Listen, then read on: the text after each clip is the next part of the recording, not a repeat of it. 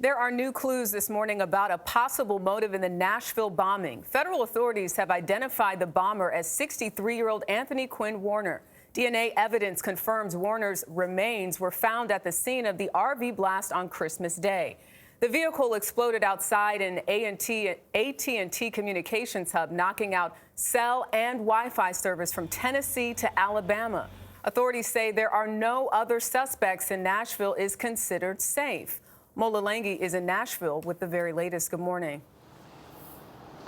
Well, good morning, Jerika. Sources tell CBS News that investigators are looking into whether Anthony Quinn Warner was targeting communications infrastructure by blowing up that RV outside that AT&T transmission building, which is right down the street there.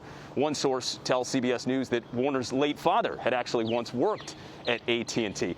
And investigators are also looking into whether he may have been influenced by online conspiracy theories into 5G technology.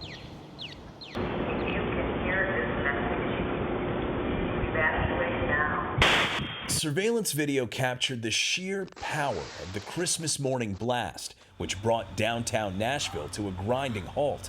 Yesterday, the FBI named 63-year-old Tennessee resident Anthony Quinn Warner as the bomber. According to a law enforcement bulletin obtained by CBS News, agents found a note while searching Warner's house that led them to a witness. That witness told the FBI they spoke to Warner about a week before the bombing, and that Warner gave them his car, saying he had cancer and didn't need it anymore.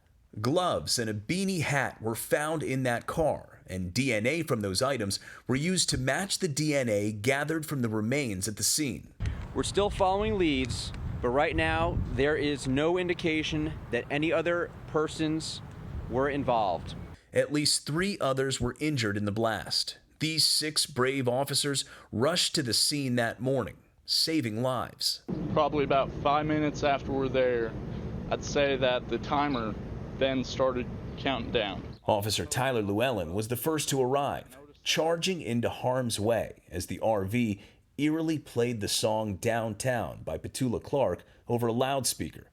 It played in between minutes, counting down the bomb's imminent explosion. We essentially made contact with, I believe, 6, 7 apartments and asked them to evacuate. The explosion happened. I saw this huge fireball in the sky, at least twice as tall as our building. Among those rescued were Noel and Jeffrey Rasmussen and their 2 children. They ran out just minutes before the RV exploded outside their building. I'm just so grateful that they were so insistent. I mean, if they'd kind of just, walked up and down the hall and said everyone evacuate and left, I mean, we probably would have slept through. This video shows Officer James Wells walking away from the RV just seconds before the explosion. He said God told him to check on fellow officer Amanda Topping just down the street. So I turn around and start walking in the opposite direction, and then 3 seconds later, boom. So, I'm not going to shy away from that because that's what saved my life. That's what got me to see my kids and my wife on Christmas. Authorities have not yet settled on a motive. They are looking at all possibilities, including credit card records, which preliminarily show the purchases of security alarms and chemical precursors, which are, perhaps the material that could have been used to create a homemade bomb. They also have recovered a hard drive that may have belonged to Warner. They're trying to access that, but at this point, David, they do believe that he acted alone. Mola, how are the 3 people who were injured doing this morning? Well, David, those injuries are said to have been non-life-threatening. They are expected to be okay. And we should note that those were just civilians, regular people. They were not authorities or first responders, regular people who were injured in that blast, but they are expected to be okay. Bombing on Christmas morning. Mola, thank you.